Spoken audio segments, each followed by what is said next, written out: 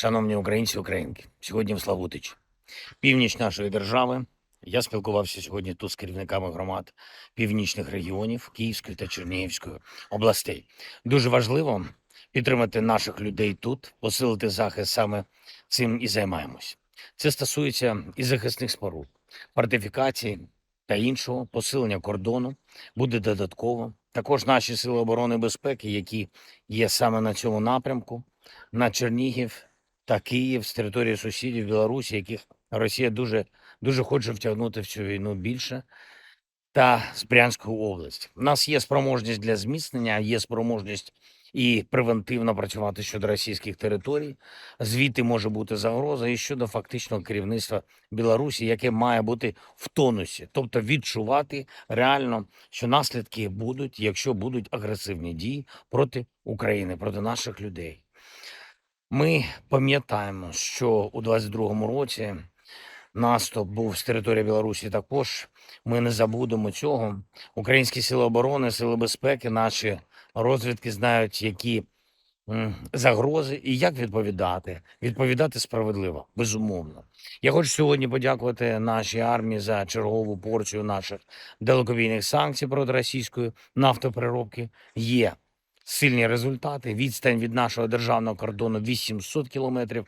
НПЗ у Сизрані. Враження підтверджено. Дякую Службі безпеки України, Центр спецоперацій А. Важлива була відповідь окупанту на території нашої Херсонщини. Дякую вам, хлопці. Кожна наша далекобійна санкція – це аргумент, щоб дехто ще не думав втягуватись у війну, і щоб у росіян формувалось відчуття, що цю війну треба завершувати. Завтра у нас буде змістовний дипломатичний день. У мене запланована комунікація з партнерами. Є 3. Ми будемо говорити якраз про те, щоб наш спільний тиск, наша спільна дипломатична робота реально вплинули на ситуацію. Ще про місцеві справи тут. І у Київській області, і на Чернігівщині. Прем'єр-міністр та інші урядовці брали сьогодні участь в спілкуванні з головами громад. Питання дуже зрозумілі, змістовні, практичні, місцеві дороги. Ми детально обговорили. Це логістика нашого захисту, логістика евакуації поранених. За червень найбільше питання по дорогах таких мають бути вирішені. Пряма відповідальність уряду, обласної влади, а там, де є обстріли відповідних військових та спеціальних служб. Я хочу подякувати усім, хто залучений до цієї роботи. І дуже важливо, щоб громади відчули, що їхні інтереси забезпечені. Багато питань від громад, які межують з Білорусію. Звісно, треба дуже сильно посилювати протиповітряну оборону. Саме так, як сказали люди. Міністр оборони України знає цей пріоритет. Має бути розподіл додаткового обладнання. Він буде. Є ця спроможність. Я очікую доповідь за результатами. Фінансування для усіх наших оборонних заходів на Чернігівсько-Київському напрямку теж є.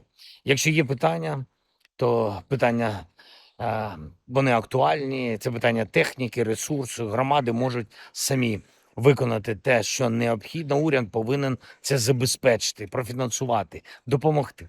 Енергетика всіх об'єднує. Це виклик. Плани стійкості, які є для регіонів, мають бути виконані повністю для кожної області, для усіх громад. Час має значення. Я дякую всім, хто залучений, за оперативність. Я дякую бізнесу, який допомагає. Дякую кожному, хто дбає про громаду, про Україну, як про самого себе. Дякую, Славутич.